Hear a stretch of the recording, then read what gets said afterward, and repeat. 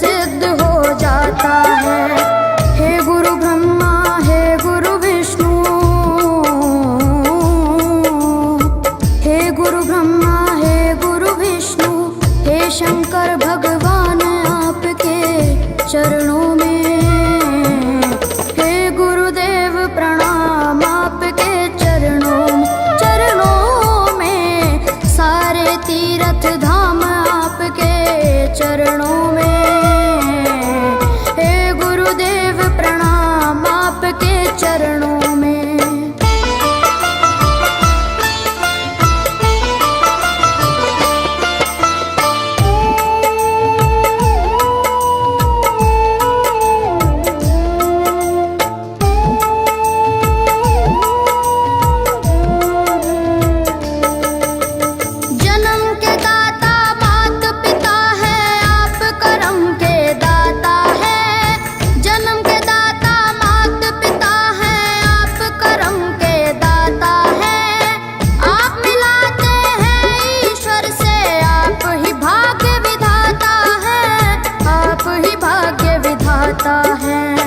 दुखिया मन को, रोगी तन को,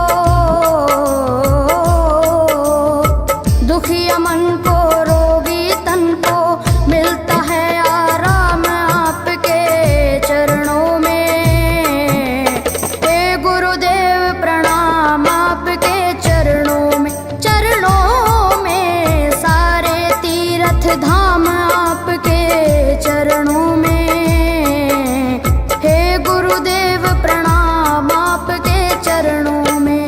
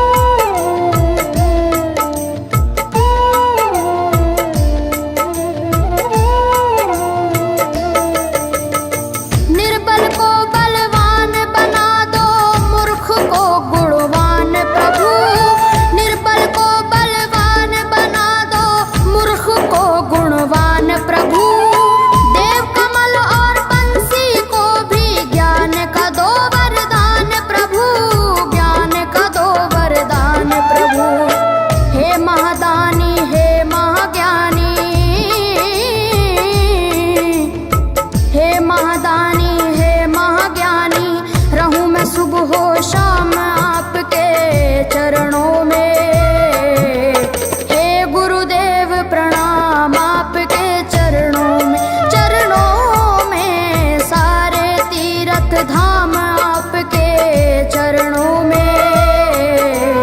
हे गुरुदेव प्रणाम आपके चरणों में। करता करे न कर सके, पर गुरु करे सब होए। सातों दीपानों खंड में गुरु से बड़ा न कोई, से बड़ा न कोई, प्यारे गुरु से बड़ा न कोई।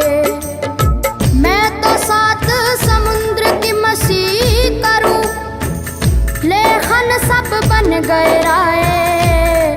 सब धरती कागज करूं, पर गुरु गुण लिखा न जाए। प्यारे गुरु गुण लिखा न जाए।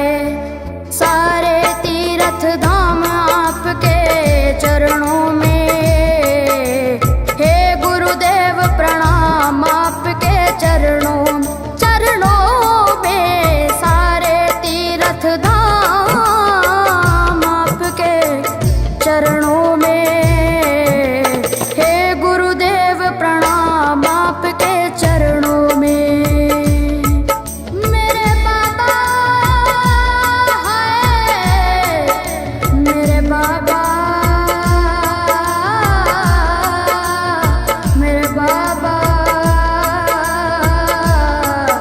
मेरे बाबा, मेरे बाबा।